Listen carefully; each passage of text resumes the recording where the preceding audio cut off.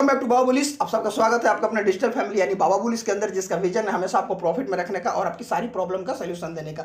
मेरा नाम जगनैन तिवारी है। आप मुझे डायरेक्टली इंस्टाग्राम के ऊपर फॉलो कर सकते हैं। मैंने चैनल के डिस्क्रिप्शन में उस लिंक को अटैच कर दिया है, आप जाइए और वहां पर देखिए हम इंट्राडे और बीटीएसटी के लिए डेली स्टॉक बताते हैं, जिसके थ्रू आप 5 से 7% का इजिली प्रॉफिट कमा सकते हैं।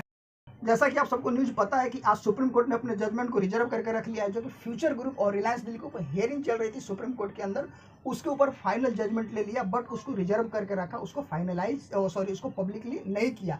मॉर्निंग में करीब 11 बजे के आसपास फिर से हियरिंग को कंटिन्यू किया गया। एडवोकेट सुब्रमण्यम जी ने इसको कंटिन्यू किया, जो कि एडवोकेट हैं अमेजन के, और वहाँ पे अपने दलीलों को आगे प्रोसीड किए। जो भी सबमिट करना था डॉक्यूमेंट्स को उन्होंने सबमिट किया। उसके बाद टर्न आया हरीश साल्वे जी का, वहाँ पे उन्होंने भी कुछ पॉइंट्स थे अपने डिस्कशन के अंदर, उसको ऐड किया। जो भी डॉक्यूमेंट सबमिट करने थे उनको उन्होंने जो डॉक्यूमेंट है उसको सबमिट किया।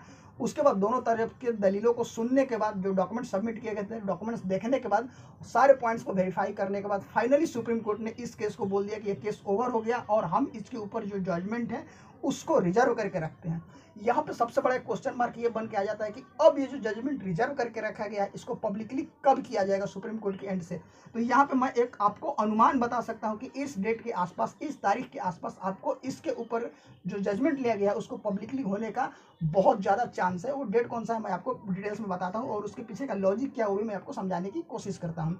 17 और 18 अगस्त के आसपास जो जेएफ नरीमन साहब हैं, जस्टिस जेएफ नरीमन साहब हैं, उनका रिटायरमेंट होने वाला है। तो कोई भी जस्टिस ये नहीं चाहता है कि अगर अपने रिटायरमेंट के पहले वो उस केस को क्लोज नहीं करे, जो कि काफ़ी हाई प्रोफाइल केस है, दो कॉर्पोरेट फाइट के बीच का केस है, जो एक बड़ा सेक्टर को एक्वायर करने का केस है, जो इतना हॉट टॉपिक बना हुआ है। और 1.5 साल से करीब करीब लोगों के बीच में जो यहाँ पर नौकरियाँ जा रही हैं, जो कि कोविड की सिचुएशन में नौकरी क्रिएट करना सबसे जहाँ बड़ा प्रॉब्लम है, वहाँ पर नौकरियाँ जा रही हैं, उसको बिना सॉल्व किए वो रिटायरमेंट नहीं लेंगे। तो हमें एक उम्मीद है कि 14 या 13 के अगस्त के आसपास इस डिसीजन को, जो इसको रिजर्व करके रखा गया है, इसको सुप्रीम कोर्ट के एंड से पब्लिक कर दिया जाएगा।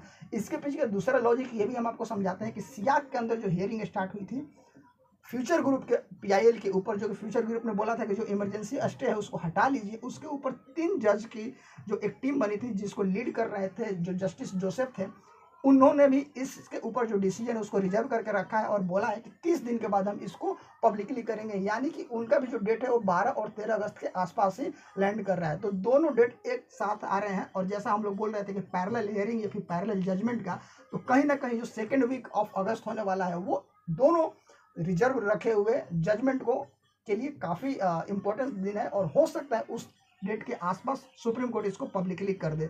इसके बाद यहाँ पे सबसे बड़ा एक क्वेश्चन बन जाता है कि अब जिस तरह का डिस्कशन हुआ है, सबसे मेन चीज़ यह है कि किसी भी बड़े पॉइंट्स के ऊपर सुप्रीम कोर्ट ने कोई कमेंट्स नहीं किया, जिसकी वजह से हम इजीली फाइंड आउट कर ले कि ये किस तरफ मूव कर रहा है, किस तरफ झुक रहा है। यहाँ पे अब इंपॉर्टेंस बन जाता है सीसीआई का। हाँ, सीसीआई का इंपॉर्टेंस इसलिए बन जाता है क्योंकि सीसीआई ने कुछ दिन पहले जब ये हियरिंग स्टार्ट हुई थी सुप्रीम कोर्ट के अंदर में, तो वहाँ पर उन्होंने एक सीधा क्लियरली चीज़ बोला था कि उनको जो इन्फॉर्मेशन मिली है अमेजन के एंड से वो बिल्कुल फॉल्स है।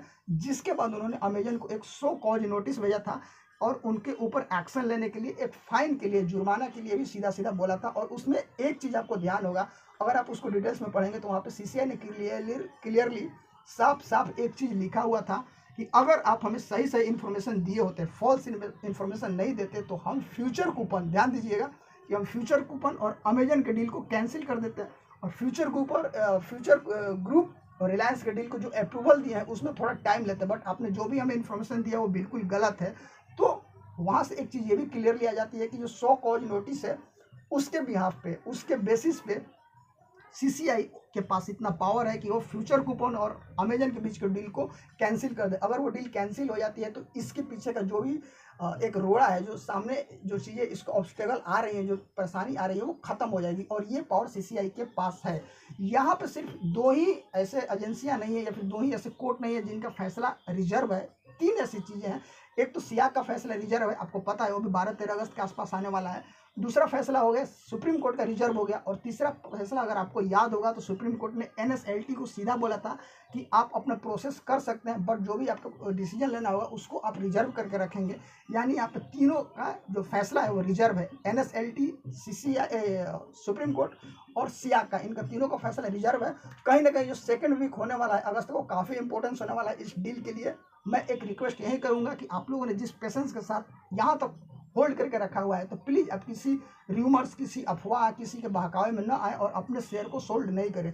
आपने देखा होगा कि फ्यूचर रिटेल के अंदर गिरावट ज़्यादा नहीं देखने को मिल रही, वो अपने 60 के लेवल के आसपास ट्रेड करता हुआ दिख रहा है, वहाँ पे से वो नीचे नहीं गिरने वाला है। आज मॉर्निंग में भी करीब करीब 1% का उसके अंदर तेजी देखने को मिली थी जब ये जजमेंट चल रहा था, जब जजमेंट आने वाला था, हियरिंग चल रही थी। तो प्लीज़ एक रिक्वेस्ट है आप सबसे कि प्लीज़ आप इसको होल्ड करके रखिए। सेकेंड वीक काफ़ी इंपॉर्टेंट होने वाला है, जो अगस्त का जो सेकेंड वीक है, और वहाँ पे क्लियरली ये चीज़ हमें पता चल जाएगी। जो सितंबर का एंड है, इस डील की एक्सपायरी डेट है, तो उसके पहले कुछ ना कुछ जरूर यहाँ पे डिसीजन आ जाएगा। और आपको ये चीज़ अच्छे से पता है कि जो फ्यूचर ग्रुप का जो फ्यूचर रिटेल है, जो फ्यूचर कंज्यूमर है, इनके जितने भी स्टोर चल रहे हैं या फिर ये अपने एम्प्लॉय को जो सैलरी दे रहे हैं, उसके पीछे का सबसे बड़ा रीजन है रिलायंस इनको काफ़ी फाइनेंशियली हेल्प कर रहा है, जिसकी वजह से ये काफ़ी अच्छे तरीके से अपने स्टोर को रन कर रहे हैं। तो हो सकता है कुछ बड़ा चीज़ें चल रही है, कुछ बड़ा मैटर हो सकता है, बट यहाँ पे सबसे इंपॉर्टेंस ये भी हो जाता है कि अफवाहें, यहाँ पे सबसे ज़्यादा जिस चीज़ से बचना है वो है अफवाह। प्लीज़ आप अफवाहों से बचें। बहुत सारे लोग बोल रहे हैं कि प्रमोटर्स का गेम है, हमें नहीं पता है कुछ, क्योंकि अभी तक सुप्रीम कोर्ट का जजमेंट हमें कुछ समझ में नहीं आ रहा है कि किस तरफ जाने वाला है। यहाँ पे लोग बोल रहे हैं कि इंटरनल न्यूज़ है कि फ्यूचर ग्रुप हार गया है, ऐसा भी कुछ नहीं है, कुछ इंटरनल न्यूज़ नहीं है, क्योंकि सुप्रीम कोर्ट ने कोई कमेंट किया ही नहीं है कि उस बेसिस पे हम इसको जज कर पाए। सिर्फ दलीलें सुनी है, सारे पॉइंट्स चेक किए हैं, सारे डॉक्यूमेंट्स को चेक किया है, और उसके बाद उन्होंने जजमेंट दे दिया है और बोला case over. So hope so सारा चीज़ें अच्छा होगा। आपको पूरा डिटेल्स में अगर डायरेक्टली हमसे बात करना है कि उस टॉपिक के ऊपर, अगर आपको कोई डिटेल्स में चीज़ें जाननी है इस ग्रुप के ऊपर, इस डील के ऊपर, तो आप हमारे टेलीग्राम चैनल पे आ जाइए, या फिर कोई भी अगर आपको टारगेट्स जानना है तो आप हमारे टेलीग्राम चैनल पे आ जाइए। स्टॉक को जानना है तो आप हमारे